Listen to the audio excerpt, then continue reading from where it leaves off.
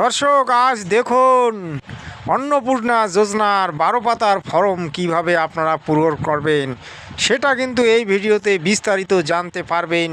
আপনারা যদি শেষ পর্যন্ত দেখেন তাহলে আপনারা অনায়াসেই এই ফর্ম ফিল আপ ঘরে বসেই করতে পারবেন।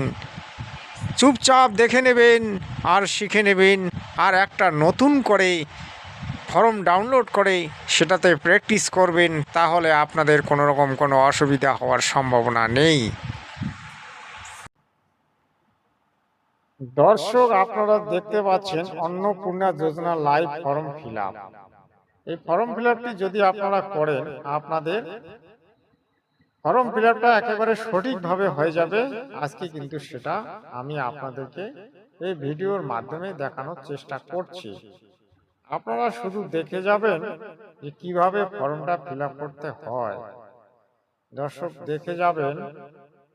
আমি এখানে দেখুন রামপাল, সীতা পাল, লক্ষণ পাল, রুবি গাল, মধুপাল, রুবি পাল, এই 5টা নাম কিন্তু আমি নিয়েছি। তার মধ্যে পরিবারের প্রধান হচ্ছে রামপাল। এই রামপাল দিয়ে কিন্তু ভিডিওটা শুরু।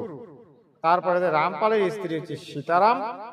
এই সীতারামের রামপালের ছেলে মেয়ে লক্ষণ পাল, রুবি পাল, মধুপাল।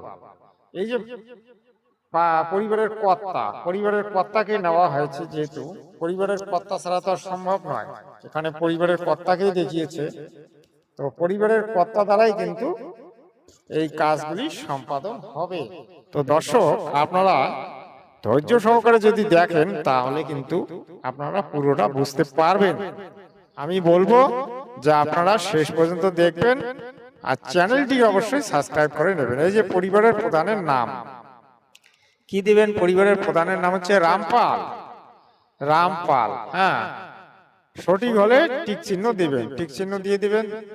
এই যে এপিক দিন মাস বছর, তার জন্ম তারিখটা, পরিবারের প্রধানের আধার নাম্বার এটা বসাতে হবে, ডিজিটাল রেশন কার্ড এগুলো দিতে হবে যদি থাকে। আর যদি না থাকে তাহলে দেবেন না। এটা বলছি যদি থাকে, তা প্রত্যেকেরই আছে, যেহেতু আছে সেহেতু আপনাকে কিন্তু দিতে হবে। এবার দেখুন পরিবারের সদস্য সংখ্যা। এখানে পরিবারের সদস্য সংখ্যাটা আপনাকে বসাতে হবে। কতজন? এখানে 5 জন। উদাহরণস্বরূপ রামপাল, সীতাপাল, লক্ষণপাল, রবিপাল, মধুপাল। এইভাবে কিন্তু আপনাদেরকে বোঝানোর উদ্দেশ্যে করানো হচ্ছে। ঠিকানাটা দিতে হবে, ভিলেজ পোস্ট লিস্ট, পিন নাম্বারটা এটা আপনি দিয়ে দেবেন।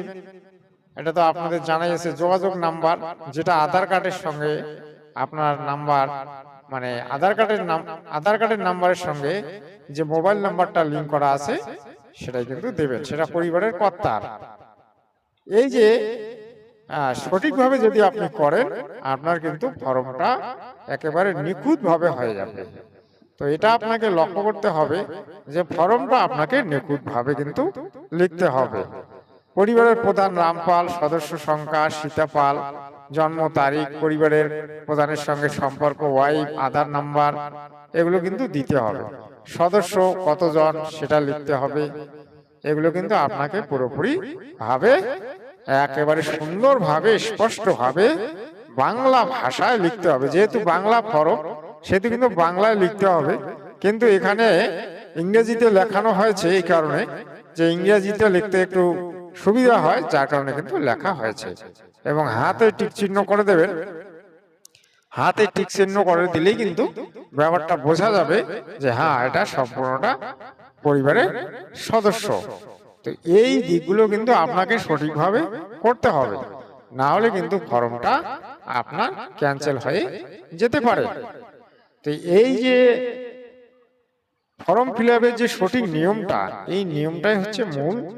যেভাবে আপনি লিখবেন সেইভাবে কিন্তু আপনার কাজগুলি হবে। এবং লিঙ্গগুলি লিখতে হবে, তার আধার কার্ডগুলির নাম লিখতে হবে। লিঙ্গ কি, পুরুষ না মহিলা, পুরুষ হলে এম লিখবেন, মহিলা হলে এফ লিখবেন। এই যে সদস্য সংখ্যা, এই যে সদস্য লক্ষণ পাল, সীতারা পাল, এগুলো সদস্য সংখ্যা আপনারা দিয়ে দেবেন। এগুলো দেওয়া হয়ে গেল। এগুলো দিলেই আপনার ফর্ম ফিল আপ সঠিকভাবে হয়ে যাবে। পরিবারের প্রধানের সঙ্গে সম্পর্কটা এই যে সন, হ্যাঁ এই যে সম্পর্কটা দিতে হবে, সম্পর্কটা কি আছে সেটা আপনারা দিয়ে দিবেন। হ্যাঁ, এইভাবে কিন্তু ফর্মটা নিখুঁতভাবে আপনাকে লিখে দিতে হবে। যদি লিখতে না পারেন তাহলে সরকারি লোক এসে কিন্তু আপনাদের এগুলো পূরণ করে দেবে। পরিবারের প্রধানের সঙ্গে সম্পর্ক, এই যে এই ডিটেলসটা কিন্তু দিতে হবে। কি সম্পর্ক, এই যে তোমার সীতাপাল, লক্ষণ পাল, এই যে নামগুলো আমি দিয়েছি তাদের সঙ্গে সম্পর্কগুলো কি সেগুলো কিন্তু আপনাদেরকে দিতে হবে। হ্যাঁ, এই যে হ্যাঁ এখানে টিক চিহ্ন দিতে হবে। হ্যাঁ, সদস্য B1 সদস্য, নাম্বারাইজ করা আছে, সদস্য 1 2 করে করা আছে। হ্যাঁ, এগুলো দেখে আপনাকে সঠিকভাবে বুঝে সুঝে একেবারে লিখতে হবে। মানে এক একটা ফর্ম লিখতে আপনার পুরো দিন লাগতে পারে, এত ফর্মের মধ্যে ক্রিটিক্যাল ভাবে এগুলো করানো আছে। কারণ ওই যে লক্ষ্মীর ভান্ডার নিয়েছিল ওই যে মুসলমান পুরুষ, এবং অনেক পুরুষ লক্ষ্মীর ভান্ডার নিয়েছিল, যার কারণে কিন্তু সরকার এরকম কঠিন ব্যবস্থা করতে বাধ্য হয়েছে। তো এই দিকগুলো দেখে সরকার কিন্তু এবার ফর্ম লেখাটা একেবারে একটু ক্রিটিক্যালি করেছে।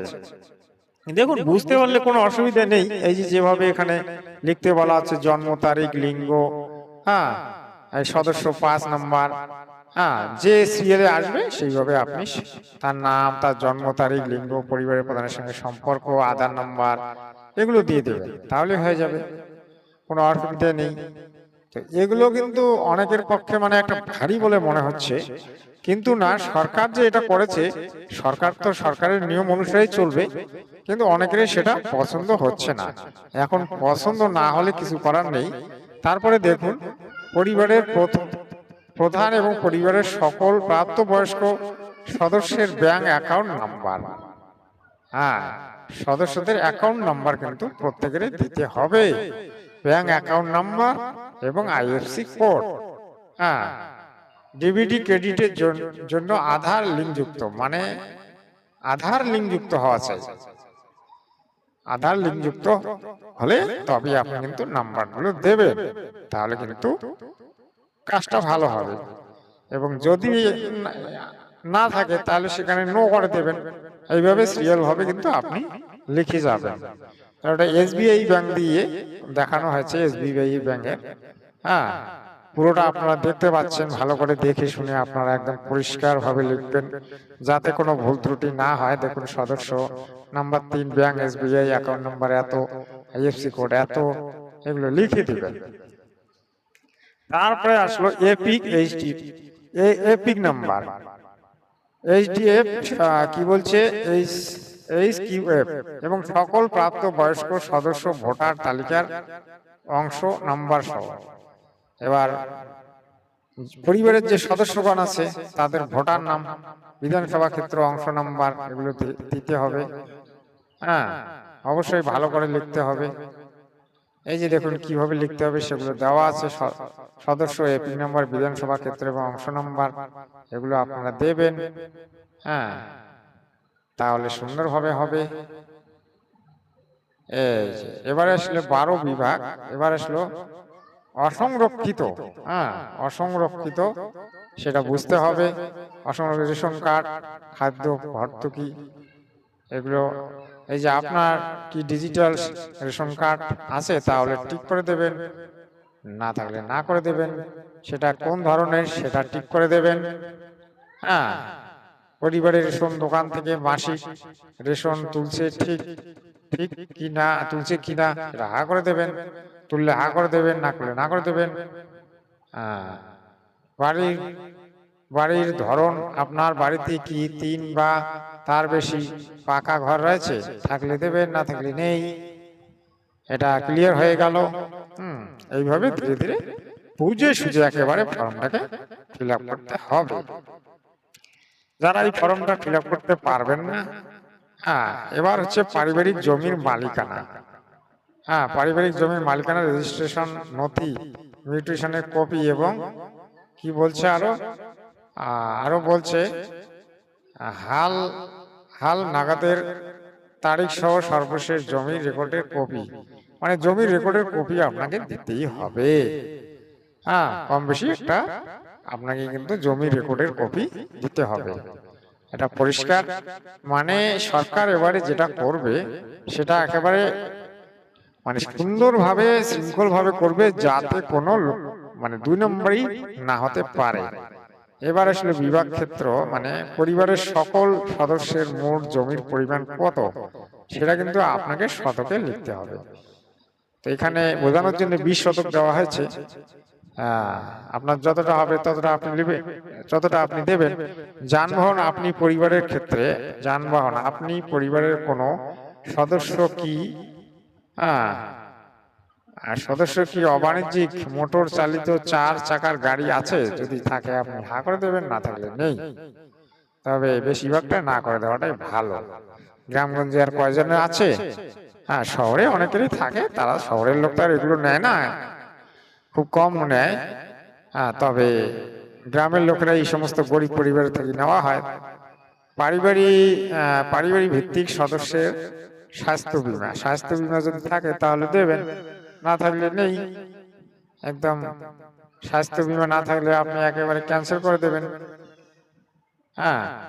এখানে বলছে যদি হ্যাঁ হয় তবে সরকারি বেসরকারি বীমার অঙ্ক এবং প্রিমিয়ামের বিবরণ সহ লিখতে হবে। তো এটা আমি মনে করি আমার হিসাবে এটা না করে দেওয়াটাই ভালো। আর যদি থাকে যেমন এলআইসি ফেলাইসি থাকে তাহলে আপনি করেন, দিবেন, কিন্তু সবকিছু আবার এখানে ডকুমেন্টস গুলো দিতে হবে। এগুলো বিশাল হেজিবিজি, আমি মনে করি যে এগুলো বেশিরভাগ লোকেরই নেই, এগুলো না করে দেওয়াটাই ভালো। ফর্মটা একেবারে। এবার আয় পেশা, কোন সদস্য কি আয়কর বা পেশাগত কর প্রদান করেন? কোন সদস্য কি আয়করের বা পেশাগত আয়কর বা পেশাগত কর প্রমাণ করেন? এটা না করে দেবেন। তারপরেরটা দেখুন, তারপরটা পরিবারের সদস্যের প্যান কার্ড থাকলে দেবেন, না থাকলে নেই নাম্বার। এগুলো সঠিকভাবে লিখবেন। পরিবারের প্যান কার্ডের নাম্বার যদি থাকে দেবেন, না থাকলে নেই। সদস্যের প্যান কার্ড যদি থাকে, যেহেতু এটা অপশনাল করে দিয়েছে সেহেতু তো আজকাল তো প্রায় প্যান কার্ড আছে, দেবেন। যদি না থাকে না দেবেন। তো এবারে আসলে দেখুন সদস্যের নাম নো প্যান। প্যান কার্ড যার নাই তার সেক্ষেত্রে আপনি নো করে দেবেন, যাদের আছে সেটা আপনি লিখে দিবেন। সকলের যে প্যান কার্ড আছে এমন কিন্তু কথা নয়। কর্মসংস্থানের নাম, পরিবারের প্রধান কি কাজ করে, কোন জায়গায় করে, সরকারি না বেসরকারি না কৃষি, এগুলো কিন্তু একটা বিবরণ আপনাকে পরিষ্কারভাবে দিতে হবে। তবে মনে করি কৃষি বা বেকার দেওয়াটাই ভালো। আংশিক সময় কর্মরত, বিভিন্ন ধরনের মানে লেবারি করে মজদুরি করে খায়, সেটাই দেওয়া উচিত। এই দিকগুলো দেখে আপনাকে কাজ করতে হবে। পরিবারের শিক্ষিত প্রাপ্তবয়স্ক সদস্যের সংখ্যা কত? গ্রামগঞ্জে আর কতটা থাকে? শহরে বেশি শিক্ষিত থাকে। শিক্ষিত প্রাপ্তবয়স্ক, অশিক্ষিত প্রাপ্তবয়স্ক এগুলো দেবেন, না থাকলে দেবেন না, কোনো অসুবিধা নেই। জবরদস্তি নেই যে এটা আপনাকে দিতেই হবে। যদি থাকে 2-1 দেবেন, না থাকলে নেই। কারণ গ্রামে তো উচ্চশিক্ষিত কমই থাকে। ওই মাধ্যমিক পাস অথবা হায়ার সেকেন্ডারি পাস বা বি পাস এই ধরনের থাকে, এর উদ্যোগ খুব কম থাকে। এই যে সর্বোচ্চ শিক্ষা এইচএস মানে হায়ার সেকেন্ডারি। কোন সমস্যা কি, কোন সাংবিধানিক পদ, মন্ত্রী, সংসদ, বিধায়ক, পৌরস্থানীয় এই ধরনের কোনো পদ থাকলে সেটা থাকলে হ্যাঁ করবেন, না করলে নেই। মানে এটা সম্পূর্ণটা আপনার পদ সংখ্যা। পারিবারিক মোট বার্ষিক আয় কত এখানে দিয়েছে। অঙ্ক প্রায় একক, দশক, শতক, হাজার, 1,20,000 দিয়েছে। তবে আমি মনে করি যে 1 লাখের মতোই আপনারা দেবেন। বার্ষিক আয় 1 লাখের মতো দিলে ভালো হবে আর কি। পরিবারের প্রধানের আবেদন এর বর্তমান অবস্থান যদি থাকে, সিএ যদি থাকে তাহলে দেবেন, না থাকলে দেবেন না। আর আমরা তো বেশিরভাগই তো সিএ ছাড়া। হ্যাঁ, এগুলো ক্যান্সেল করে দেবেন, নো করে দেবেন। তো দর্শক, এই যে আজকে যে অন্নপূর্ণা যোজনা ফর্ম ফিল আপটা আমি পুরোপুরি দেখাচ্ছি, এই যে আপনারা দেখলেন, দেখার পরে কিন্তু এটাকে আবার ভালো করে একটা মানে ফর্ম নিয়ে এসে তারপর বাড়িতে সুন্দরভাবে একটা ফর্ম লিখবেন আগে। লিখে এর যে আসল মানে হ্যাঁ না গুলো, এগুলো কিন্তু আপনারা দেবেন। হ্যাঁ, এই যে জিএসটি ফিএসটি যদি থাকে তাহলে দেবেন, না থাকলে দেবেন না। তবে জিএসটি ফিএসটির ক্ষেত্রে না যাওয়াটাই ভালো আমি মনে করি, কারণ এগুলো বড় ঝামেলা। সিএ আবেদনের বর্তমান অবস্থান, যদি সিএ আবেদন করে থাকেন, হ্যাঁ, তাহলে সে অবস্থান দিতে হবে। তবে বেশিরভাগই আমাদেরকে লিখতে হবে না, যারা স্থানীয় বাসিন্দা তাদেরকে এই সমস্ত কিন্তু লিখতে হবে না। এবারে আসুন, অন্যান্য কিষাণ ক্রেডিট কার্ড যদি থাকে তাহলে লিখবেন, না থাকলে লিখবেন না। কজনের আর কিষাণ ক্রেডিট কার্ড আছে? কিষাণ ক্রেডিট কার্ড তো আমাদের ওই হাজারের মধ্যেও একটা পাওয়া মুশকিল হবে। যদি এসআইআর 2026-এ বাদ পড়ে থাকে, তবে মামলাটি ট্রাইব্যুনাল বিচারাধীন কিনা সেটা লিখবেন।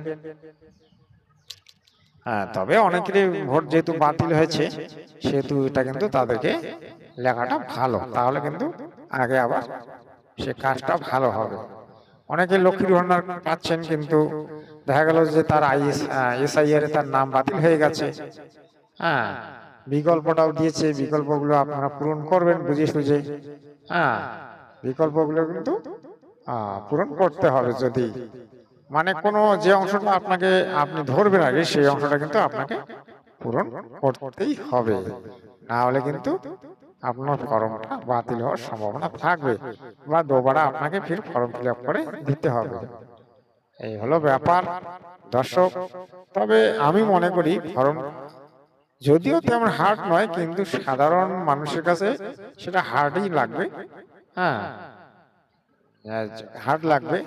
এই ধরুন, বিদ্যালয়ের অধ্যয়নরত পরিবারের সকল শিশুর বিবরণ, হ্যাঁ, কয়জন বাচ্চা স্কুলে পড়ে তার বিবরণ, সেটাও চেয়েছে। সামাজিক মর্যাদা এবং নির্ভরশীল ব্যক্তিগণ, সেটাও চেয়েছে। তো এগুলো দিলে হয় কি, সরকারের খাতায় মানে একটা সুন্দরভাবে হিসাব থাকবে, সেজন্য কিন্তু সরকার এগুলো করেছে। যাই হোক দর্শক, আপনারা দেখতে আছেন শিশুদের টিকাকরণের বর্তমান অবস্থান। হ্যাঁ, এগুলো দিয়েছে, এগুলো যদি আপনার না করে থাকেন, এগুলো একেবারে নো করে দেবেন। তবে আমি মনে করি এগুলো নো করাটাই ভালো, কারণ বাচ্চা কাচ্চা তো থাকে পরিবারের মধ্যে, কিন্তু এই মানে এগুলো খুবই সমস্যা দাঁড়িয়ে যাবে। এগুলো কি কি বলছে, হ্যাঁ টিকাকরণ শুরু হয়েছে, সম্পূর্ণ হয়েছে, টিকাকরণ করা হয়নি, এই যে এগুলো, এই অপশনগুলো যদি আপনি ধ্যান দিবেন।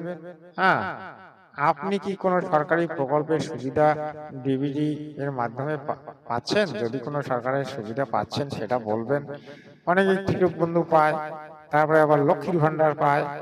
হ্যাঁ, সেই প্রকল্পটার নামও দিতে হবে। পিএম কিষাণ যদি পান, সেটাও দিতে হবে। আপনি কি এই প্রকল্প থেকে নিজেকে, হ্যাঁ, সেটা জানতে হবে, প্রকল্পের নাম দিতে হবে। পিএম কিষাণ যদি পান তাহলে অবশ্যই দেবেন, না হলে দেবেন না। দর্শক, এই জিনিসগুলো কিন্তু আপনাকে ভালোভাবে ফলো করতে হবে। ফলো করে সুন্দরভাবে ফর্মটাকে একেবারে সুন্দরভাবে লিখতে হবে। হ্যাঁ, সময় 3 মাস আছে, কোনো মানে দৌড়াদৌড়ি করার কোনো প্রয়োজন নেই।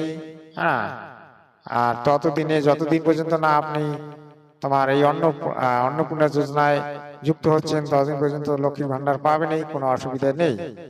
তো দর্শক, সরকারের বিরুদ্ধে তো কথা বলার লোক অনেক আছে, কিন্তু এই সরকারটা হচ্ছে স্বচ্ছ সরকার। যেটুকু কাজ করবে সেটা কিন্তু একেবারে মানে মাপ মেপে, একেবারে গভীর, তারপরে মধ্য, তারপরে উঁচু, সবকিছু মেপে কিন্তু এই সরকার কাজ করবে। মানে সরকারের নিখুঁতভাবে কাজ করার চেষ্টা করবে। এবার ধরুন বাদ দেওয়া হলে কারণ অফিসার কর্তৃক পূরণীয়, এটা অফিসারের কাজ। হ্যাঁ, এটা হচ্ছে অফিসারের কাজ। লক্ষ্মণ পাল, বিভাগ ক্ষেত্রে সত্য এবং প্রযোজ্য ক্ষেত্রে আমি সকল সহায়ক নথি প্রদান প্রদান করছি এবং উপরে উল্লেখিত কোনো মানদণ্ড বা মানের বাদ দিইনি। আমি অবগত যে আমার প্রদত্ত কোনো তথ্য মিথ্যা প্রমাণিত হলে আমার সামাজিক সুরক্ষা সংক্রান্ত সুবিধা সহ বন্ধ হয়ে যেতে পারে। এটা পরিবারের সেই যে পরিবারের প্রধান তাকে কিন্তু স্বাক্ষর করতে হবে, শুধুমাত্র সরকারি ব্যবহারের জন্য। এটা সরকারের জন্য, এটা যে অফিসার এই ফর্মটি নেবে সে কিন্তু সিগনেচার করবে। দর্শক, আপনারা মোটামুটি দেখলেন এই যে অন্নপূর্ণা যোজনার ফর্ম ফিল আপ, মোটামুটি আপনারা বুঝতে পারলেন। আমি পুরোটাই মোটামুটি করে দেখালাম। যাদের অসুবিধা হবে তারা ধীরে ধীরে জুম করে করে নেবেন, তাহলে কোনো অসুবিধা হবে না। তো দর্শক, আর কি বলবো, এটা বর্তমান সময়কার ইম্পর্টেন্ট। তারপরে আবার আসবে আয়ুষ্মান। তো এগুলো আপনারা সাধারণত যারা শিক্ষিত লোক তাদের দ্বারাই করাবেন, কারণ অর্ধ শিক্ষিত হলেও পারবেন না, কারণ এ লিখতে গিয়ে বি লিখে ফেলবেন। তো ভালো শিক্ষিত লোকের দ্বারাই কিন্তু কাজগুলো করতে হবে। তবে মানে হাঁকুর ডুকুর করার দরকার নেই, ধীরে সুস্থে আপনারা করে নেবেন। জয় হিন্দ, বন্দে মাতরম।